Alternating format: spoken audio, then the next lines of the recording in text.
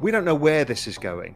Yep. So I'm not thinking of it in any way as an investor in my long-term horizon, apart from the fact that it's probably, whatever it is, $2 trillion today, and it probably goes to $200 trillion. How that's composed in the future, I have no idea.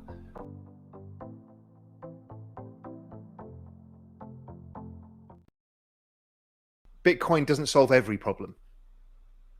It solves certain problems really well, and others it doesn't solve as well.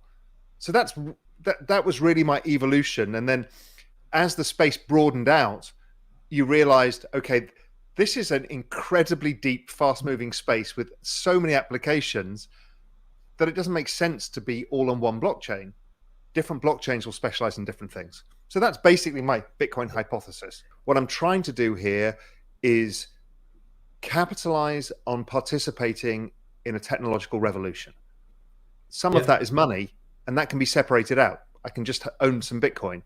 But like we do with US treasuries, we don't own them all the time, because there are times when you want to go out the risk curve and times when you want to come further closer to the risk curve. So that's kind of how I think of it. Shiba Inu might outperform over periods of risk where it becomes a meme and then it disappears, or it becomes less significant in value. Doge, let's see how that changes as Tesla starts to accept it, Mark Cuban starts to accept it. Who knows? Can they build the other side of the network effects? That's possible. But I think over time, these things will be proven out and where they fit in the ecosystem. And, Ethereum's network adoption has been faster than Bitcoin recently. So we've seen that growth. Will that play out in the next 5 years? No clue. But our job really is to find that. Having a philosophy doesn't really help you as an investor. Every time I've seen people with an anti-Fed philosophy or an anti-this or a pro-that, they always get killed. There is a difference in this space because the technology is integrated with the network itself. So people can be philosophical builders on this network because they want to build a better future. And that's great. And I completely encourage that. Mm-hmm. But don't criticize somebody else for not sharing this philosophy, and that if you don't, then you're a heathen. That smacks to me of religion, and it's not. That shouldn't come into investing. We will have millions of different needs and use cases for millions of different things. Which ones survive is like any business. Which network survives? It depends whether people believe in it, they find utility from it and value from it. If that is the case, it can survive. But we don't know where this is going. Yep. So I'm not thinking of it in any way as an investor in my long-term horizon, apart from the fact that it's probably, whatever it is, $2 trillion today, and it probably goes to $200 trillion. How that's composed in the future, I have no idea. But what I know is where it's going and why it's going there, because to create the internet of value, which is distributed, giving ownership back to the individual away from giant corporations, is something that the whole space is building towards.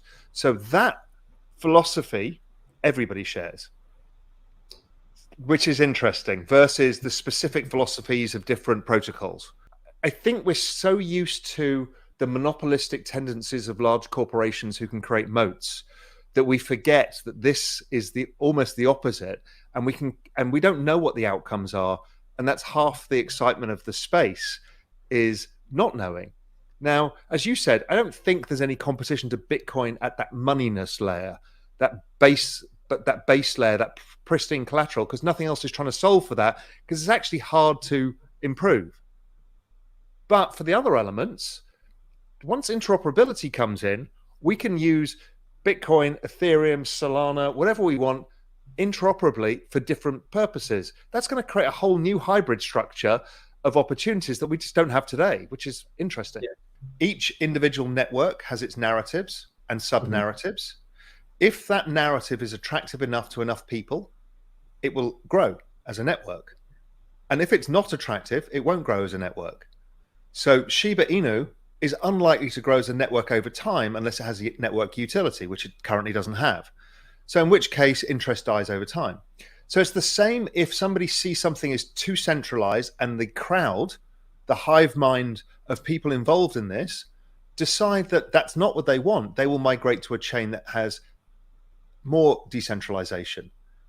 So again, I don't think it's up to us to say, but we can choose the ecosystem we want. So I choose to be a more active participant in the Ethereum ecosystem because of how it treats its network participants, which is less combative than those in the Bitcoin ecosystem. That will change over time too. Narrative shift, people shifts, that kind of stuff. But I think we tend to coalesce around places, networks that we feel suit our needs.